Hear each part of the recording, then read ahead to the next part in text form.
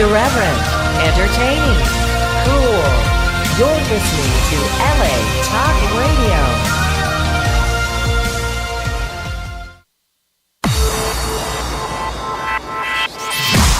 You're listening to Reza Riffs with Keith Reza and Alan Lee, right here on LA Talk Radio.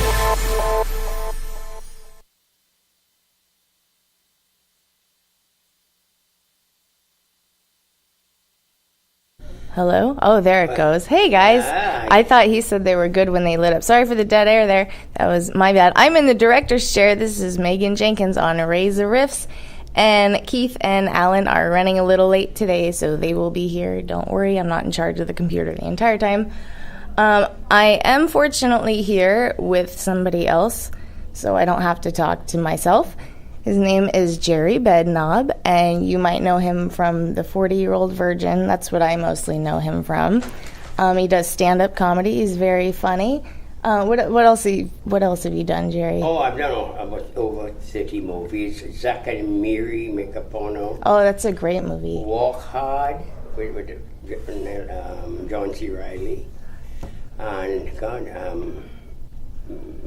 my first movie actually was many years ago with Pauly Shaw, Encino Man. Oh, what a great movie. And that was your first one, you said? Yeah, I think that was his first too. Oh, cool. And Brendan Fraser, who wasn't a big star then. And actually, about 4 or 5 years ago, I worked with Brendan Fraser again with Brooke Shields, a movie called Furry Vengeance. And there was a long gap with me meeting, and we had a lot of fun. But I've done Politics of Love. I've just at least 30 movies I've been in. That's a bunch. And yeah, you must love doing it. I know. Why not? I wasn't expecting that answer. That's comedy. Yeah, you're funny. Yeah, I see why you're funny. Yeah. I get it. They all told me. Yeah, oh. I paid him to tell you that. Yeah, I like it. Actually, I feel more comfortable doing stand-up comedy.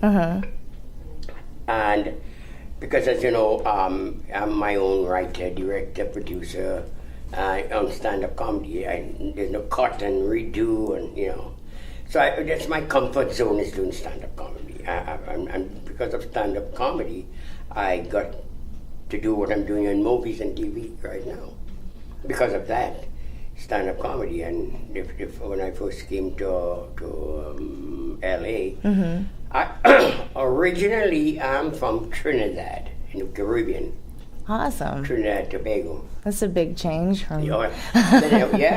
You must miss it. Hot climate. Then I moved to Canada, Toronto. It's cold. Stayed there for 15 years. I was a high school counselor in Toronto. Oh, cool. Yeah. How'd you like that? I didn't. Have you ever had a job you've liked? What I'm doing now. Oh, okay. Podcast guest. It's so fun. Because it became boring after in office. Yeah. I am not cut out to do office work like the walls. Yeah, I wouldn't like that. I don't, but there was no room for stand-up comedy when I started. In Toronto, there was no comedy club, and I was never a comedian. I was maybe a funny guy, but I can't say I'm a comedian because I never performed in front of an audience. And just making people in the office laugh and friends laugh, it's a big mistake when people think that they're funny when they make friends laugh. And people in the office, oh, you should be a comedian. No, you shouldn't. Yeah, I agree. It's a big different story when people pay money, they get dressed up. Yeah. And you come on to see a show, and you have to be very careful, and you have to have, I think, an original act. I agree with that. Because you don't want to be on stage where somebody in the audience can predict what you're going to say and predict the joke and possibly heard it before. That won't work for long. Yeah. You say, well, I paid money to hear jokes that I already know. Yeah. And But this is doesn't why it make it's them good feel for better everybody. about themselves? They're like, I'm as funny as that comedian up there. Oh, well, that could be a problem. Yeah, then you got a bunch of them. Oh. And you're waiting in line outside. Because some comics get them involved. And like a comic would go on before I do like the MC and get the audience and talking back and forth. Now they think they're part of the act. And that is a no-no for me. Yeah. Because I remember not too long ago, a guy was at the club, the MC, and he's talking to this woman in the front seat. Back and she thinks, wow, she's like Joan Rivers or Phyllis Diller or whatever. She's pretty. And then I said, why is he doing that? He's making it really awful and uncomfortable for the other comics to follow, because she might think, no, she expects everybody to talk to her. Yeah, yeah. And I was very kind of pissed off. You can say pissed off. And I saw your eyes. Well, You're like, oh I no. What's the restriction here? You can say anything you want, yeah. Because I remember saying that. I asked the owner once. I said, "Can I say shit in this club?" He said, "Fuck no." I said, "Oh, okay." So you didn't know what to do then? No. So when I went on, the woman started talking to me. I said, "Ma'am, I don't want to be rude, but I have an act, and I really don't need help." And I had to put down the comic before me because he was wrong in getting them involved. I said, maybe the comic before me had no act, and he had to help. You had to help him. I don't need help. So if you could just shut the fuck up and and that's what she did. She was really mad, and she just pouted all through the night. And she's right up front row, and so I just ignored her because I couldn't play to her. She thinks that I'm the bad guy, and the guy before me was the nice guy. And I sometimes ask the audience, I said, "Did you get dressed up tonight? People come here to hear somebody in the audience entertain you?" And no, Nice. boo. So I made that clear. Because I know they didn't come for that.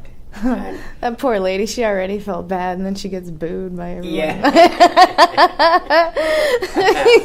Well, it's not her fault. It is her fault. I agree. She did bring it on herself. Yeah, but it's the comic's fault. True. Yeah, because he did. Yeah. To make her Maybe she think. didn't know any better. No. Yeah. Could be her first time in the club and say, "Wow, I am part of the. This guy's so nice." Yeah, she's a star. Yeah. So I talked to him after the show and I said, "What you did was wrong, and you can keep doing it. I can't tell you how to do your act, but if I am coming up, if you're bringing me up at any time, make sure and don't get people involved, because they think they're part of the act and they're not. Yeah. I have an act. Maybe you don't. Yeah. So that's how. But stand-up comedy, people make. I know comics would say they're like they so-called a bomb on stage. Nobody laugh, and they'll come to me and say, younger comics say, "Gerry, I don't know, man.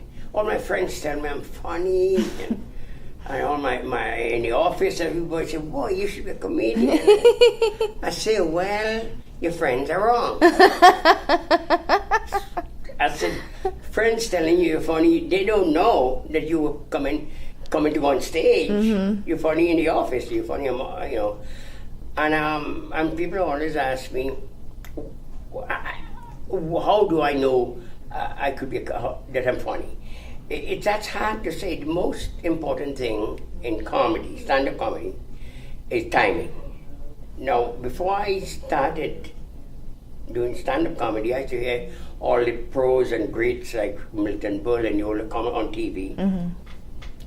They say no timing is much. To myself, I say, not really. Oh, a joke is a joke. But then I realized came into the business, now I know the timing, I would say, is about 80-85% of a joke. Because there's an old saying, some people could tell a joke, some people can't. It's the same joke. But what made me think timing is something you can't explain. It's like rhythm. You can't explain. You can't teach timing. It's true. Yeah, that's a good analogy with rhythm. That's a really good you analogy. have it or you don't. Yeah. But I didn't know my delivery and everything was different until over the years as a younger man in Trinidad, a friend would tell me a joke. I say, oh, that's very funny. And then when we meet in a party, I'll say, Harry, tell him that joke you told me. He said, no, you tell it. I said, well, it's your joke. He said, no, but you tell it better. And over the years, I've been hearing that. I said, what makes me tell it better? I don't know. That's very introspective. Yeah. Yeah. So I realized eventually it's delivery and time and delivery come together. And I said, oh, maybe I tell it because you tell it and I tell it, like, and you don't get a laugh, and I tell the same joke, word verbatim, but differently. And so then you're after over the years, I say, maybe there's something that I am kind of happy that and then people would ask me to MC a stranger, not people I know, but they're not my friends, at a wedding. They would say, I'm Gerry. Hey, Keith Reza, everybody. Did you get a note from your mother? Hey, are you trying to kick me out of my seat right now? I'm the director. What are you doing? You just turned all the buttons on. What does that mean? Oh, God, I'm getting kicked out. All right. No. This is how it goes. Oh, no. Hold on, I'm just moving over to the other side of the table. Well, so we could brief him on what we're talking about. We just started brief him on how we started comedy and whatever. I'm so sorry I'm late. There's an accident on the traffic. Were you at fault? Oh. Yeah, we're on the 405, and I missed the exit to pick up Alan Lee, who's parking the car. And there's a tire blew out, like right in front of me. So we had to go a different direction, and then we just had traffic. I was like, oh, great. Where was this? This was on the 405 right by Sunset. Oh, because did you see a fire? Yeah. And would that have caused a backup? Maybe, yeah. We went the opposite direction because I didn't want to cause to stay in the traffic. Yeah. And then the opposite direction, I guess everyone else caught on that, so we were like, oh, great, But did you shout out, I have a show to do? Yeah, I was like, why? Get out, yeah. I know. I apologize. I'm always very, very early, and No, I am. There's no problem. Megan was doing a great job. Yeah, Megan's awesome, man. She's my one of my trusty sidekicks. Well, no, and then she told me she's a track laugh. What do you call it? Laugh track. Oh, yeah, I said I was canned. When we were in the elevator, I told him. He said, what do you do? I said, I'm just canned laughter. Yeah, because That's what he hired me for. Because Alan Lee, the trusty sidekick, he's very, very funny, but no one hears his jokes. So I thought if we get a lady, she'll laugh, and then everyone will be like, oh, it's funny. Oh, I see. Yeah, so. Oh, she got a cue and say, laugh. Yeah, pretty much. Laugh. Yeah, Get out of my seat. Well, you actually do that in the studios, you know that. Yeah, on the sitcoms, yeah. So really, it's yeah. Some shows that I've seen and I've been in, and they don't laugh, and they'll say, okay, more laughter, and then you have to do the same line over and over, and it's no funny after that. How many times till it's not funny? Yeah. Well, that's true. I'm actually writing a movie, and I don't mean to put you on the spot. I actually finished it. Okay, I'll do it. Yeah, but I seriously wrote a role for you. Okay. Yeah, it's No pressure. The thing is, it's at a party because when I saw 40-Year-Old Virgin, when you said "Go fuck it, go," I thought that was the funniest line in the world. You know what I mean? It's most quoted now. Yeah. So it's just at a party. It's just one line, and you just. I just think it would be cool, they'd be like, oh, the guy, and then you'd be like, go fuck a goat to the person, Yeah, I thought it would be funny. I don't know if I have to pay you rights for that line, but I'm willing. People, when you walk down the streets, do they just yell that at you? People yell over the line. When I do my stand-up comedy, people in the audience shout out the lines, from the 40 version that I can't remember doing. Yeah. Because most of it was improvised, my line. I read that. Yeah. So I don't remember. I made up shit that I have never said before. Yeah. Because when they had the standard thing like Cincinnati bow tie and Dirty Sanchez, those are the regular, legit. Yeah. And then I'm finished with that, and then Judd Apatow said, well, keep going. I said, what? He said, just say shit.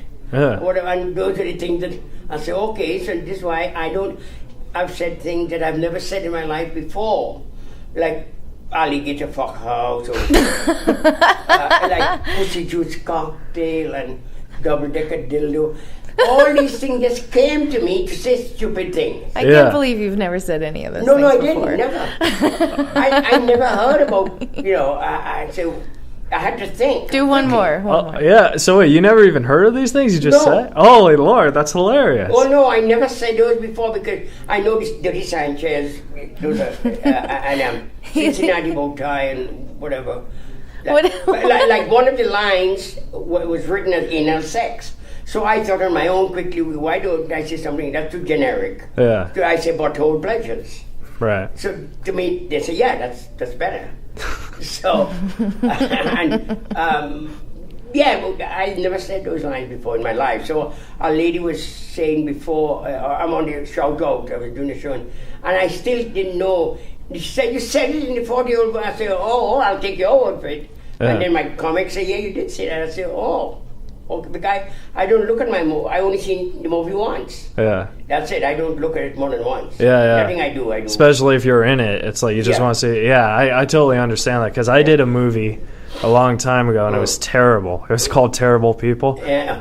And I was at the premiere and I played a bank robber who died.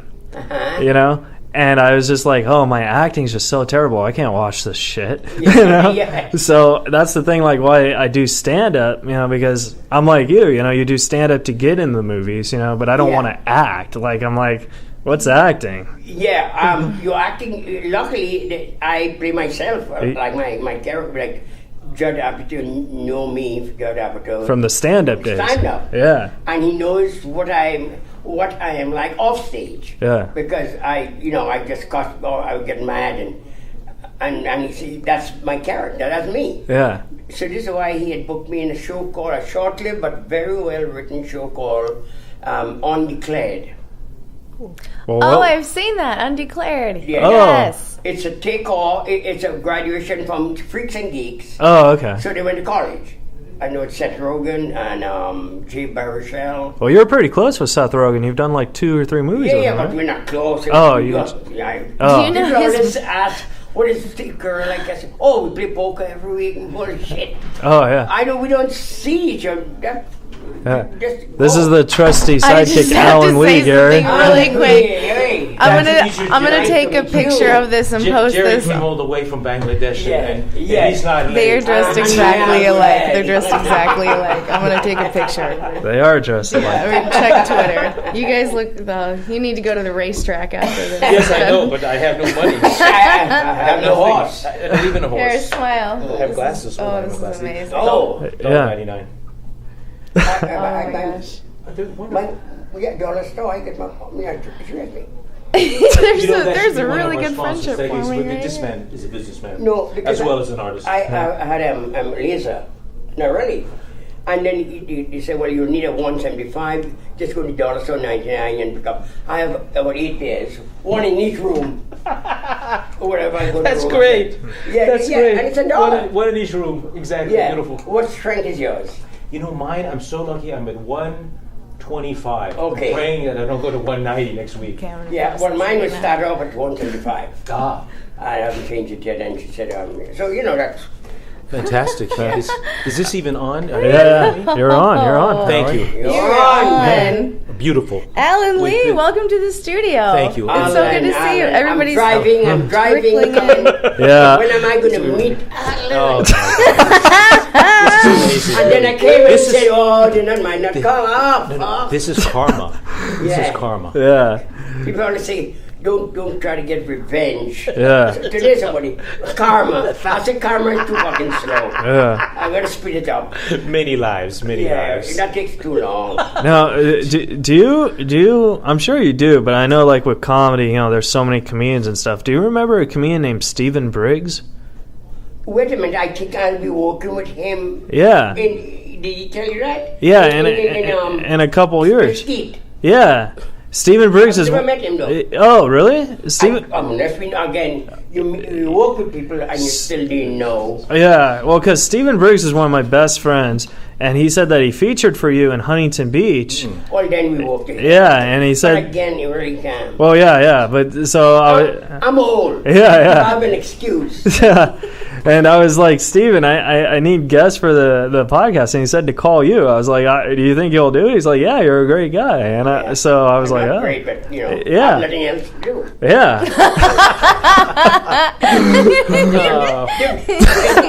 Unemployed is different from great. So We're not paying you for this, you know. Oh, no. You should give him a plane ticket so then I called Steven and I said, you do the show. And then he's like, when am I going to do the show, you fucker? I was like... Yeah, well, it's good because he was supposed to drive. Yeah. But I called him, what's his name, Andrew Cohen. Yeah. And I told him, my girlfriend is a teacher and she retired. So now we're going to go together. So I told Andrew, I don't need a ride anymore. Ah. So I'll meet on Thursday night, on the 5th. Yeah. I think on the 4th we go up on a Thursday. Yeah. 5th, and we work, and Saturday we come out. Yeah, so I was going. That's how I know the name. Yeah. But you know, there's just so many comics, you know. So like, I mean, I'm not saying he was lying about working with you, you know, because he's an honest guy. But I know I've worked with so many people, I forget who I work with. You know? Yeah, look, I work with him, and I forget. Yeah. So I mean, you're probably gonna forget about this interview in a couple of weeks. What interview? Don't worry. I'm sure Keith will tweet at you and remind you. Yeah. I just parked and gave her water, and now she said, "You want to have a seat?" I said, "Yeah." Yeah, it's gonna be awesome. Yeah. Man. So, but so I would here's a question I had that was very interesting because you. Let me decide if it's interesting. Oh, okay. But you did stand up during the writers' strike at the Comedy Store, and you saw No, did. I didn't. No, you didn't. But what the question is, like, the comic who killed himself, Yes. Steve Lebetkin. Lebetkin, yeah. I worked with him. You worked 2 with nights before. Yeah. Wow. That's amazing because like I'm very fascinated because I think comedy has a dark side on people, and obviously that happened with Steve. Oh no. But The a lot- comics are very depressed people. Yeah, but a lot of comics don't remember him, but don't remember his jokes. Like Argus Hamilton, he's one of my best friends. He doesn't remember Steve's jokes, and you said on podcasts you worked with him. Yes. So- I worked with him, but I don't remember. He didn't have jokes. He has nice stories. Yeah, he was a storyteller. And he's no? very bright, a good-looking guy, and everything. Yeah, And- there's no pictures of him on the internet too. It's like, Well then. Yeah. There was when he died. It was that 1979. yeah. So he was good looking for the 70s. Yeah. No, it'd be like shit. So he died in good time. Yeah. He died at the right time. Wow, that's quite a story. I didn't And he realize. jumped from the Hyatt Hotel. Yeah. Oh, the Rock and Roll Hyatt, they used to call it. That's what they call it. Yes. Yeah, because we work and he was depressing. Wow. Then was during the strike. Yeah. For money to get paid. Yeah. You never paid shit, right? Sure. Yeah. So I just came in 1978, and then I ran into the strike. I said, I didn't come here for that. Yeah. Because I wanted to work for free because that's the exposure. I leave Toronto to come. You started at Yuck Yucks. Yes. Yeah. And I had a good experience. Well, that's a story how I started there. Yeah. It was only Jewish comics. Jews all over. Really? Yeah. And there was a lot of racial discrimination in Toronto against the Pakistanis. Interesting. There's a Paki Bash, they call them. Wow. Just beat them for no reason. Wow. But I'm not a Paki, I'm Indian heritage from Trinidad. So I took advantage of that situation. But they would work me. So then Mark Breslin, the owner of the club, he had a one night, that's how it started. In a church basement on a Wednesday night, one night a week. That's how Yuck Yuck started. Now we have about 25 clubs. Yeah. And I was one of the original with me and Maurice Lamache, he lives here. And then the guy from Second City TV, Rick Moranis. Oh, I love Rick Moranis. Yeah. He's one of the funniest guys I know. You know Rick Moranis? Oh yeah. That's Ghostbusters, awesome. right? Yeah. Yeah. I don't mean to like brag, but like I'm He's the like, biggest why are you Rick guys Moranis so fan. No, I'm me too. Yeah, he's so quick. And then he's so offbeat. Yeah, Because Howie Mandel, Jim Carrey, they came after. yeah. But then Rick Moranis never liked doing stand-up. But there was nothing else. He was on a radio show. Yeah. And there was nothing else, so he did play the guitar and do impressions of a ventriloquist guy, playing Ed Sullivan, and times like that, sketches he did. I think I'm one of the only people who knows Rick Moranis did stand up. A lot of people are like, "No, he didn't." I was like, "No, he did. I know he did." Oh, yeah. Yeah, and He like never liked it. he It's probably interesting. did. He probably He did. actually hates acting now, which is why he quit. Yeah, Interesting. He That's does- so when I hear that, He's a country it's so singer amazing, now. Amazing to Yeah, me. he's a singer now. And What? his Yeah. wife died. Yeah. And then we had to stay with his sons, and he quit business completely. Well, I'm I like didn't the know any of this. I'm like the amazing. I'm like the biggest Rick Moranis fan. When I started the podcast, I wanted to interview him, you know, and Yeah. they said no, and I was like, well, How long have you been doing this then? 2 years, Oh, 2 no, years. he quit a long time. Yeah, but so like I have this thing called Asperger's syndrome. So like I keep asking until I get a no. You know what I mean? Like same with girls. I keep saying, "Hey, you want to go out?" You say, "Want to go out? You want to go out?" Unless they say no, you know what I mean? I still think there's a chance. So Rick Moranis is No. Rick Moranis' publicist just said, "Keep writing us later." So I did, and then I wrote. I was like, "Look, I don't have much money, but I'll give you $500." Oh my god. And then they said maybe. That's funny. So then I got Why an. didn't I get fucking 500? Yeah, why didn't you? That's Well, hold on. You How get would you- rejected by the best ones, right? Well, hold on. So, like, I think Rick Moranis is one of the greatest comic minds, and then they said they said he does not want to talk about comedy. He just wants to talk about country singing. Yeah. I was like, And I know why didn't nothing you give a about resounding country. yes? We haven't had a country I do. singer. Yeah, I want to say Yeah. strange, like a genius strange. yeah. Yeah. Yeah, that's what he's a very I would like to see him sometime because I would like to see him with you, man. We could go lunch. I went and you're going to buy him. Yeah. There. Wherever. better say yes or no I- now, otherwise you're gonna get an invite every day for the rest of the in week. Toronto, he tried LA. He tried fucking month. So I was coming to LA. He said, "Gerry, buy stuff." He said, "Hate LA." I knew somebody that came. He said, "Everybody's thousands of comics." I said, "Well, look, I already decided to come, and I got to take my chances." Yeah. And then when I went to the comedy store, I saw a bunch of people like Amateur Night or whatever. I say, they're not a thousand comics. There are 1,000 people trying to be comics Yeah. because they were awful. It's still the same thing. Yeah. Worse. yeah. Worse now. Oh, yeah, it's way worse because Yeah. now everyone thinks they're a comedian. Oh man. It's Oh, like, my holy, God. like, I'm not a huge name, but when people ask me to open up for me, Yeah. I'm like, do I know you? Like, do you have any jokes? You know what I mean? And they don't Yeah. have any jokes, and it's like, and yeah. then it's like, you want me to, like, nice People guy. ask me this. I said, look, I don't go on the road, guys. I really not a road. I've never been a road comic ever. Yeah, I've never had a business card ever. yeah, Because I say, people who have business cards after a show, they're sort of like fucking sliming around to get a card. I don't do that shit. Because people will feel obligated to ask you. If you really want to book me, I say call the club owner. Mm-hmm. And then if you do that, then I know you really want to do something with me. Yeah. But they feel I'm in the fucking face, I'll take a card. yeah, They have no choice almost. yeah, and then it just goes in the trash. Oh yeah. Well, I take card, people give a card, and if it's blank Yeah. at the back, I keep it to write notes. Yeah. Really? If it's bow tie, I say, fuck you. There you go. Whenever people ask you to open up for them, you should just be like, go fuck a goat. Oh my. Those poor When guys. Joan Rivers took me to open Joan Oh. Rivers, Yeah, that was another. she was the best. Tell us. Very, very nice. Alan Lee's like the biggest Joan Rivers I've fan. always found her fascinating. Yeah, I want she you to was. Tell me. When she had a TV show, the talk show. Yeah, didn't you do like more time than you were supposed to? Oh, yes. Yeah, all right, pal.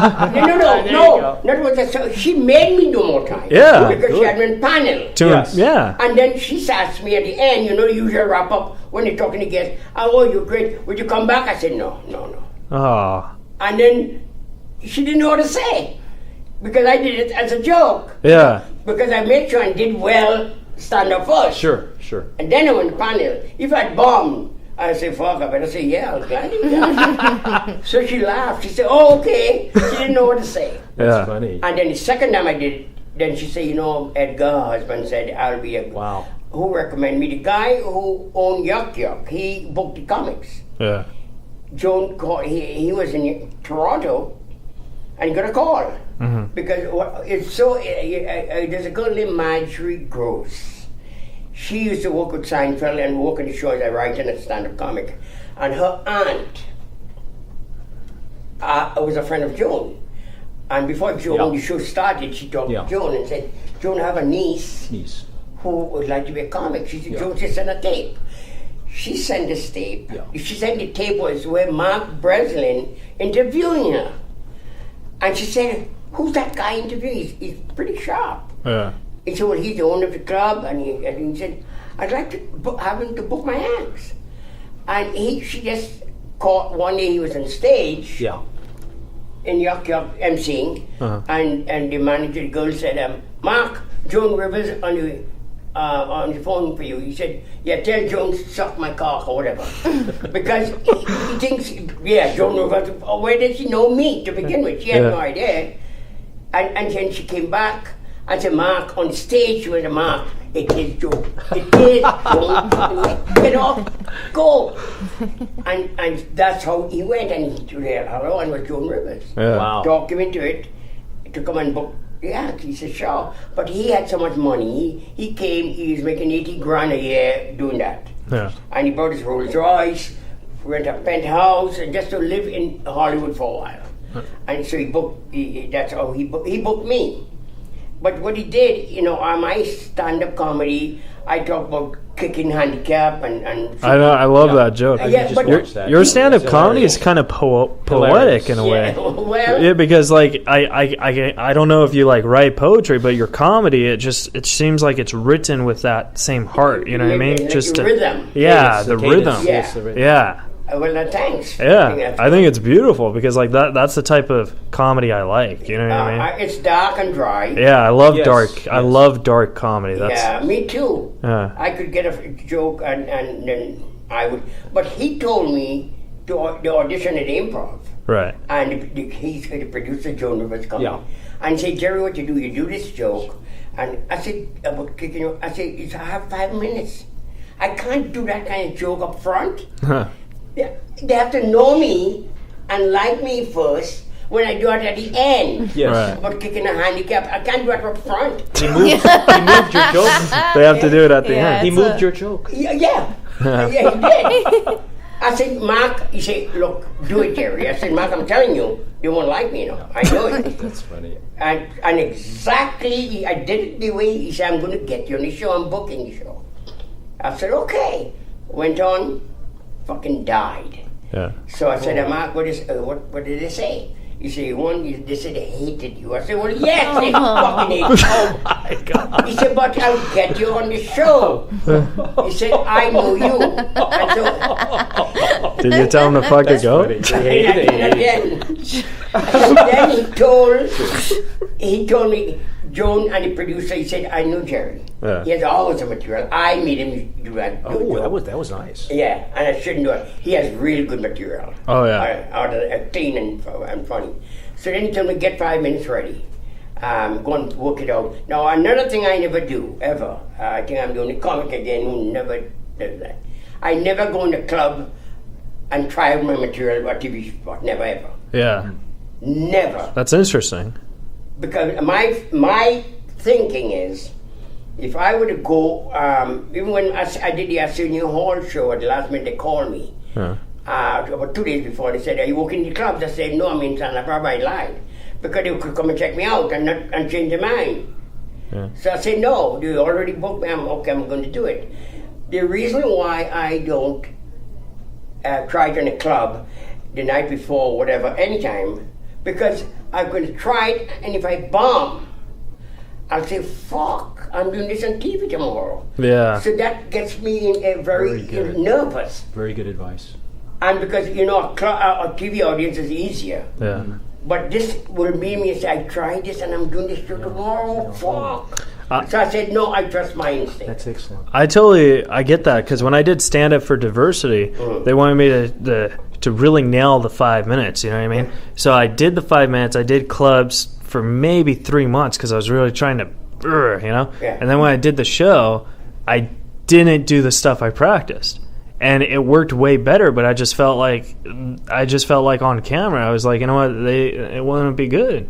I mean, I ended up losing the show, but I felt happier with my set. You know what I mean? Yeah, and a lot of bookers don't know what funny is. Yeah. Like there's a show called the Will Shriner Show years ago. Right. Will Shriner's a comic himself, and his son was twin brothers, a big on soap opera, Ken Shriner. So I'm going through the material with the producer guy. He said, no, I don't like this. I like it. I said, listen, let me tell you something. Those you don't like are my funniest jokes. And those you're choosing is not too good. It's kind of weak. He said, no, but I want you to do this. I said, I beg to differ. I don't want you to fuck up here, but, you know, can I bring a tape for you? He said, why? I said, I just want to show you something. So all the jokes on the paper in the tape. Yeah. And all the ones that I liked did really well with the audience. Yeah. And the ones he chose didn't. He said, Gerry, you're right. Okay, just do what you want. That I'm telling you. They don't know. They don't. No.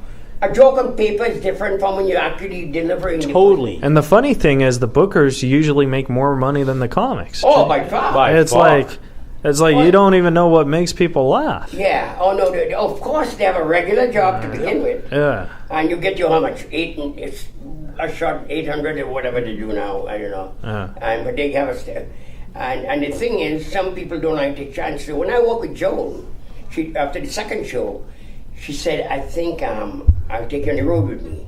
So she took me to Caesar's Palace. Nice. And she and Nell Carter was the middle act, the singer, and I opened. And I was nervous. Caesar's Palace. Huge. That's a Mecca. Yeah, I would love to. I mean, so when I was there now, Joan is such a sweetheart. She's so protective of the people she work with. I got that impression of her. Yes. So I'm going. He says it's so You sexy. like that? I'm not trying to be Keep sexy. saying that, I'm going to blow you. Because the way you say it. He's like, I Thank got you. that impression. And you were saying Joan. And there's a guy, yes, I was. I told him, Johnny. Sorry, thanks. My God. So Joan, a guy, a mafia with suit, trippy suit, he said, you see that clock there? 20 minutes, not 1 minute more. Not 1 minute more. I said, fuck. My first night. I said, okay. Yeah. So I watched the clock. So I went on. I wanted to play the safe, thinking was the safe way. I did 18 minutes. Big mistake. Oh yeah, that's terrible. Because the band playing on Nell Carter. And Nell Carter, that fat fuck, wasn't ready. Oh my God! She wasn't ready. I know. Yeah. She's dead. Oh. So, and she said, oh, Gerry Bednob, you still have 2 minutes. So then Joan heard what happened. And Joan said, what happened? I said, well, so-and-so this guy, he said, you know what Joan said? Her words, fuck him. He said, you work for Joan Rosenberg. I pay you. Yeah. Right? Fuck him, they're union, they're not going to fuck up my show. You do as long as you want. Nice. Now, if you know me, that's all I needed. Wow. Clown. There you go. So the second show, he came to me now. I said, hey, don't fucking talk to me for the rest of the 2 weeks here. He said, what's your problem? I said, you my fucking problem. If you want to ask me something, talk to Joan. Yeah. Don't talk to me for the rest of the 2 weeks, please. So I went on stage. I did 27 minutes just to piss him off. Yeah. Great. Because I could hear in the back of the curtain, Nell Carter laugh because she's waiting there. And I said, and he's looking at me and he's saying, he's just watching his time. And I said, getting him angry, man. And since then, he didn't talk to me, and then I did my 20 minutes after that. But I just want to show him that don't fuck with me with that clout. Yeah. Thank you. Well, you know what's weird is like, in my opinion, and I'm sure you agree. have an opinion. Yeah. But in my opinion, I think 20 minutes and 45 minutes are easy. I think 5 to 10 minutes are hard. Exactly. It's like, what the hell, man? That's true. Yeah. I know great comics couldn't make me 5 minutes. They can't do 5. They couldn't do. Yeah. I won Star Search International, right? I do quick jokes. That's awesome. The guy who did it with me, Ed McMahon, the guy who was Carlos Alzaraki, he does bits, you see. Yeah. And I said, well, I'm going to win because he has to go out to talk about his grandmother and do an impression. Like Bill Cosby, as great as he is, was. I think he's the greatest comic. He's the most sinful man. But He had some problems. but he couldn't do Star Search and win. Oh, no, not at all. No. By the time he finished, great storytellers can't do Star Search. Well, see, 2 minutes, 1.5 minutes, they cut it down to. And the laughs are coming. Yeah. one of my best friends is Norm Macdonald. Oh, he's nice. And Nice. I love Norm. His style. And he made the finals on Star Search, and he lost to this man called Bushman. And I was like, how did he lose to that? Because like Bushman has no career now. All he does is scare people on the streets in San Francisco for money. Oh. And Norm was like, well, because he's not that type of comic. He's not, That's right. you know what I mean? He gets warmed up with 10 minutes. Yes. After 10 minutes, it's a beauty. Beauty, yeah, that's right. You know, and that's the same Norm stuff. is not, that's right. Because the first person to win it was Brad Garrett. Yeah. He won because he had jokes, good jokes. Yeah. But Sinbad did a lot of winning too. Sinbad won? No. I thought he made the finals. Yeah, but he didn't. Who beat him was a guy who from Toronto to our impressionist guy. He beat Sinbad. Geechee guy. He won a lot of segments. Yeah. He won the most, I think, without winning. Yeah. But he has jokes too. I thought Drake Sather was one of the ones that came in without winning. Yeah, I can't remember. I know who he is. Yeah. Dennis Miller did it. Dennis Miller was awesome too. He was. It's a different style. 2 minutes. They cut mine down to a minute and a half. They didn't do the whole 2 minutes. That's let's go. Yeah. But I knew when he went on, Carlos, I think I'm going to win because he had to wait long to get one laugh. Yeah. It's funny, but he's doing a whole bit. Just I'm doing quick jokes. Now, Jerry, we actually have Twitter questions. I know Megan asked you some, but these ones I got in the car. I haven't asked him any yeah. questions. Oh, you didn't Save ask? those for you. I know they're your favorite. Go on. Oh. Yeah. Well, we only have 5 minutes, but here's a here's a Megan. I know. I'm just dropping talking the about ball. Yeah. I could barely turn the microphones on. Well, here's the Twitter question that I have that I think is really appropriate since we're talking about this humor. Jerry, what's your favorite dark joke, and can you tell it on air? Well, it's up to you if I can tell you. Yeah, man. Well, please do. Yeah. Right? Okay. I don't care. I'm not figured out a lot of joke. This guy went to an agent and with an apple. Uh-huh. And the agent said, what's this apple for? He said, this is a special apple. This, if you bite it, but before you bite it, just pretend what kind of fruit you want it to taste like. The guy said, are you sure? He said, yeah. You say, go to bite it. He said, what do you want it to taste like? He said, well, I want it just like a banana. He said, bite it. Oh, tastes like a banana. Wow. He said, and he said, you see? He said, well, I'll tell you. I don't know if I could represent you with just that. If you could make an apple that tastes like a pussy. You said, a pussy? He said, well, I could do that, but it'll take about a couple of weeks to get that done. He said, I don't care. He said, get it done and bring it back. 2 weeks after he came up with the apple. So I'm here now, so he said, no, this tastes like a pussy. He said, guaranteed. He bite the apple and he said, this is like shit. He said, no, turn it around.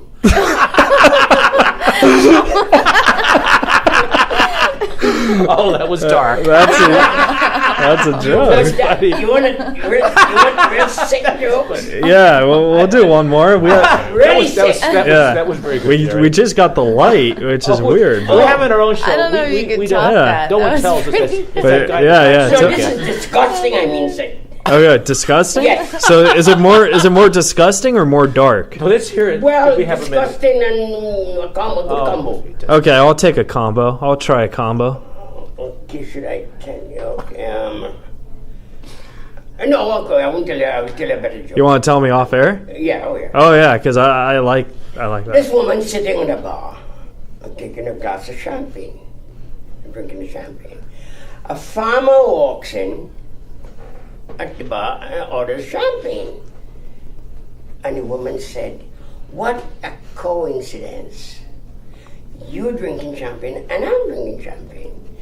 Are you celebrating something? The farmer said, yeah, actually. My chicken couldn't lay eggs for the longest time. And this morning I got up a dozen eggs. She said, what a coincidence. My husband and I were trying to get me pregnant for 6 years now. Nothing.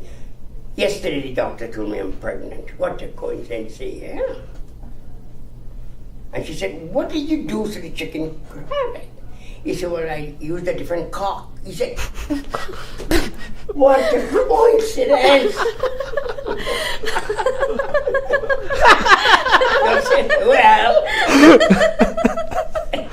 oh, is that canned laughter? No problem. This is very real. Oh, That's good. I like That's that. awesome. I like that Oh one. my god. But no, you want to hear my favorite dark joke? yes. Yeah, and then we'll Do it. close on this. Do But it. this one, it's not really funny, but it's in the news. You know what I mean? A couple years ago, this family went to Mexico, and they lost their child named Alex. He's like 6 or 7, you know. And you know how there's this whole drug war going on. Yeah. You know what I mean? So what happened was Alex was like 5 or 6. He's playing with his little yo-yo or whatever. And he sees a churro man, and the churros man and like, hey Alex, you like churros? I don't know how he knew his name, but he did. And Alex is like, yeah, I do. So the churro man's like, I got a whole fucking van full of churros if you want some churros. And the guy's like, cool. So the man, like Alex gets in the van and the man drives away, right?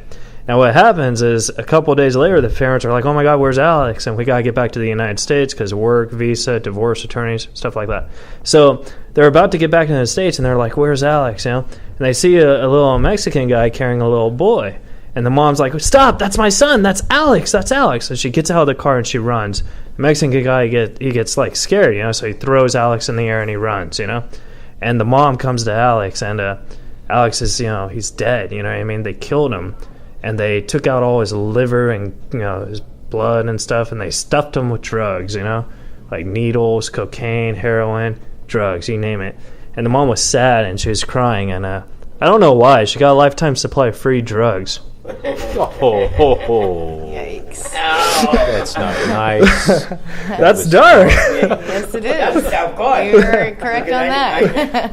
That's a movie you only waiting had to be that, made. so- That was I want very long let's for- end it on your dark joke. Good. It's Good. too late. You already did that. The girl, high school graduate, said, Dad, can you lend me your car to go to the prom?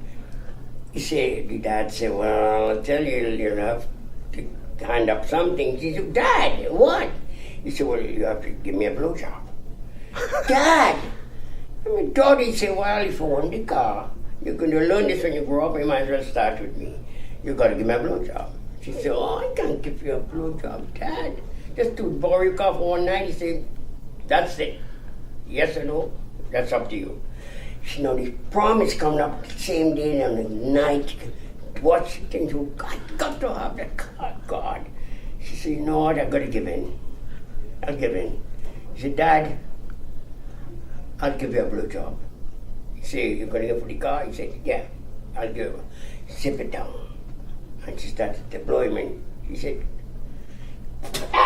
Dad, it's just like shit. He said, oh, forgot to tell you, your brother borrowed the car this morning.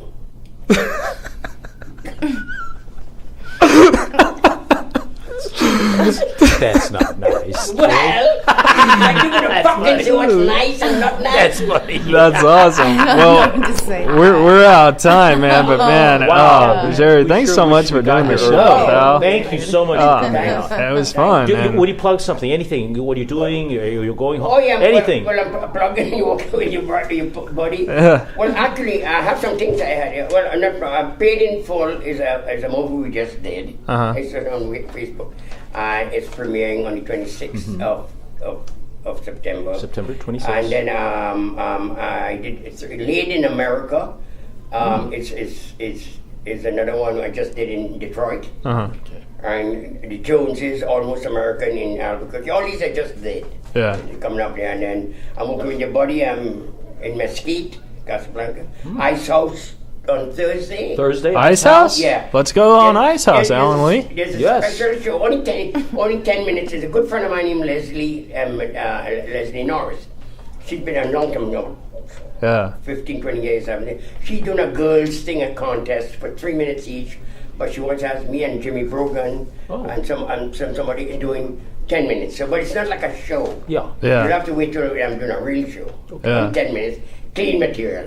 I hate to interrupt, but the director's getting really upset. So The guy with the black suit Yeah. is bothering us, and we don't have. we just don't have anyone. time. All right, well, Ice House, and I would love to have you back so we have more time because I Anytime. love your humor, Come man. in. Okay? Yeah. If you could pay me the money you're giving Rick Moranis. Yes, we'll bring Rick. Well, let's talk after the We'll show, bring some guys. churros. Yes. Yeah. Thank you guys so much. Join us next week. Have a good night. Thanks. You're listening to Reza Riffs with Keith Reza and Alan Lee, right here on LA Talk Radio.